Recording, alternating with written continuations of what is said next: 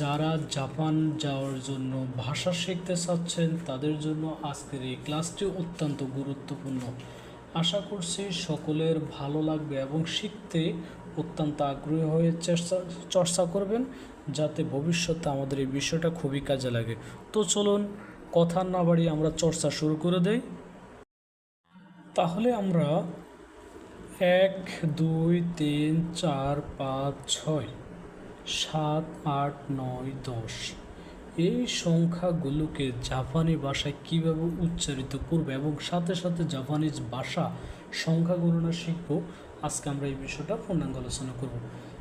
1কে জাপানিরা বলা হচ্ছে ইচি, একটা দাগ দিলে ওটা হয়ে যায় ইচি।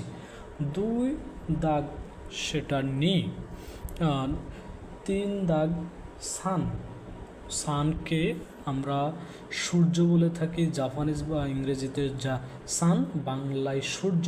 আর এখানে 3টা দাগ দিলে সান। সংখ্যা গণনার দিক থেকে এটা হচ্ছে 3। 4 হবে হচ্ছে ইয়ং। ইয়ং লিখতে হচ্ছে আমরা প্রথমে একটা বর্গ আঁকবো, তার মাঝখানে আমরা আবার 2টা বর্গ এঁকে দেব, তাহলে হচ্ছে ইয়ং। 4কে জাপানিজ ভাষায় দুইভাবে উচ্চারিত হয়, একটা হচ্ছে ইয়ং আর একটা হচ্ছে শি। 5 হচ্ছে ঘো। 5কে প্রথমে এভাবে লিখব, তারপরে হচ্ছে গো। গো লেখাটা একটু কঠিন হলে আমরা চর্চার মাধ্যমে এটাকে ইজি করে নিতে পারবো। 6 হচ্ছে রুকু। 6 রুকু। 7 নানা। 8 হাচি। এটা প্রথম প্যাকেটকে একটু আড়াআড়ি করে নিলে হচ্ছে রুকু। 9 খিউ। প্রথম প্যাকেট মাঝখানে কেটে দিয়ে আমরা এইভাবে লিখব, ব্যাস রুকু। আমরা বাংলা ভাষায় যোগ চিহ্ন যেটাকে বলে, এটা জাপানিজ ভাষায় বলা হচ্ছে জু। তাহলে হচ্ছে আমরা লিখলাম ইচি নি সান ইয়ং গো রুকু নানা হাচি খিউ জু।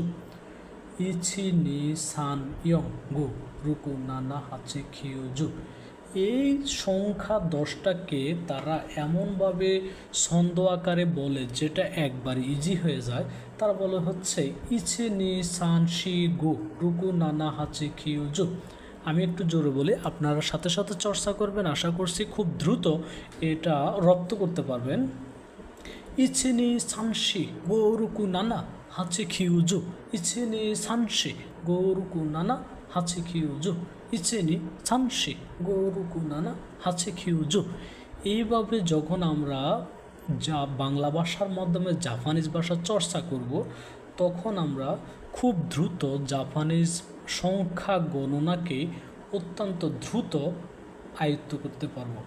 এখন 1 থেকে আমরা 10 পর্যন্ত লিখলাম, একবার চর্চা করি যাতে আমাদের লিখতে কনসেপ্টটা ক্লিয়ার হয়ে যায়।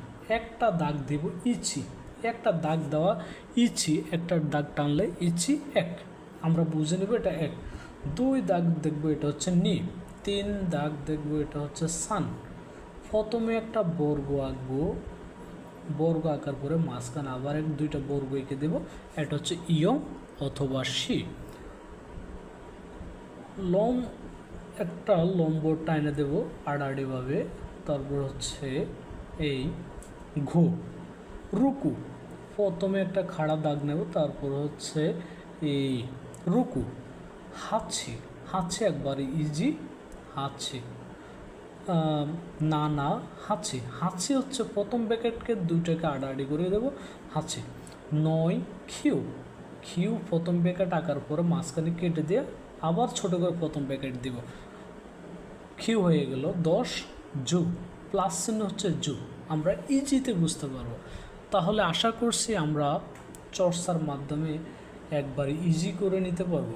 আশা করছি যে সকল বন্ধুরা জাপানিজ ভাষা শিখে জাপান যাবেন স্টুডেন্ট বিষয়ে অথবা হচ্ছে চাকরির জন্য অত্যন্ত গুরুত্বপূর্ণ একটি ক্লাস, এবং এই বিষয়টা রপ্ত করতে পারলে আমরা খুব সহজে সংখ্যা গণনা করতে পারবো। আমি আবারও দেখাচ্ছি আপনাদের চর্চার সুবিধার্থে।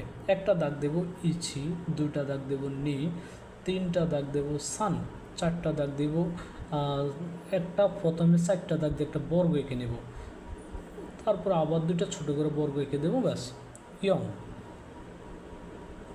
গো, আমরা গো ইংরেজিতে বলি হচ্ছে যাওয়া, এখানে জাপানিজ ভাষা হচ্ছে গো মানে 5।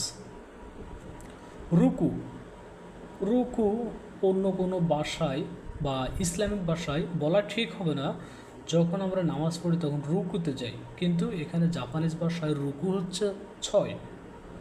7 হচ্ছে নানা, আমরা মায়ের বাবাকে নানা বলি, এখানে নানা হচ্ছে 7। প্রথম দুটো ব্র্যাকেটকে উল্টো ঘুরে দিলে হচ্ছে নানা। 9 হবে, প্রথম ব্র্যাকেটকে একটু বড় করে নেব, তারপর মাঝখানে কেটে দিয়ে আবার প্রথম ব্র্যাকেটটা ছোট করে দেব, তারপর হচ্ছে কিউ। প্লাস চিহ্নটা হচ্ছে জু। আমরা আশা করে বুঝতে পারছি যে 1 থেকে 10 পর্যন্ত জাপানের সংখ্যা গণনাগুলো কিভাবে খুব সুন্দর এবং সহজে আয়ত্ত করা যায়।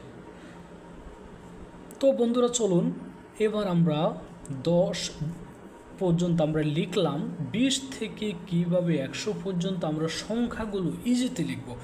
এখন আমরা বাংলা ভাষায় যেভাবে 1 10 1 11, 1 10 2 12, অথবা 2 0 20, অথবা 2 10 20 এইভাবে পড়ি, কিন্তু জাপানি ভাষায় সম্পূর্ণ আলাদা। প্রিয় বন্ধুরা, আমরা এখন 20, 30, 40, 50, 60, 70, 80, 90, 100 এই সংখ্যাগুলোকে কিভাবে জাপানিজ ভাষায় লেখা যায় এবং পড়া যায়, আমরা এই বিষয়টা অত্যন্ত গুরুত্ব সহকারে খেয়াল করব। জাপানিজ ভাষায় 20কে লিখে হচ্ছে নি জু, নি জু, এই হচ্ছে নি আর হচ্ছে জু, এই নিজু, নিজু 20। তাহলে 30 লিখব কীভাবে? সেম কোয়ালিটি, সেম সিস্টেম, সান জু, এই হচ্ছে সান আর জু, সানজু 30। 40 ইয়ংজু, আপনারা অবশ্যই এতক্ষণে বুঝে ফেলেছেন কীভাবে তাদের লেখার সিস্টেম, ইয়ং জু। 5 হচ্ছে ঘোজু। চর্চার সাথে সাথে লেখাগুলো খুব দ্রুত মনোযোগ সহকারে খেয়াল করলে আমরা ইজিতে বুঝতে পারবো কিভাবে তারা লেখে। 50 গোজু, 50।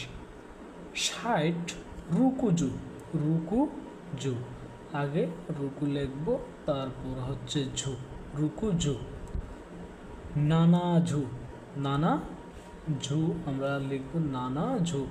আপনাদের লেখার সুবিধার্থে এবং বোঝার সুবিধার্থে আমি সংখ্যাগুলোকে একটু বড় করে লিখছি, যাতে আপনারা খুব ইজিতে বুঝতে পারেন। হাছি জু, হাছি জু। খিউ জু, খিউ জু। 100-র ক্ষেত্রে একটু ব্যতিক্রম আছে, সেটা হচ্ছে 100কে বলা হয় হিয়াকু, হিয়াকু। 100কে বলা হচ্ছে হিয়াকু, হিয়াকু। লম্বকে উল্টো করে দেব, তারপর হচ্ছে আড়াআড়িভাবে দুটো বর্গ এঁকে দেব, হিয়াকু।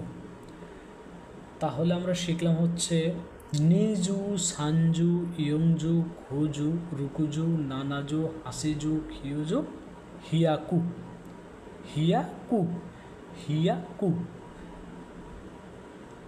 নিজু 20, সানজু 30, ইয়ংজু 40, গোজু 50, রুকুজু 60, নানাজু 70, হাসিজু 80, খিউজু 90, হিয়াকু 100।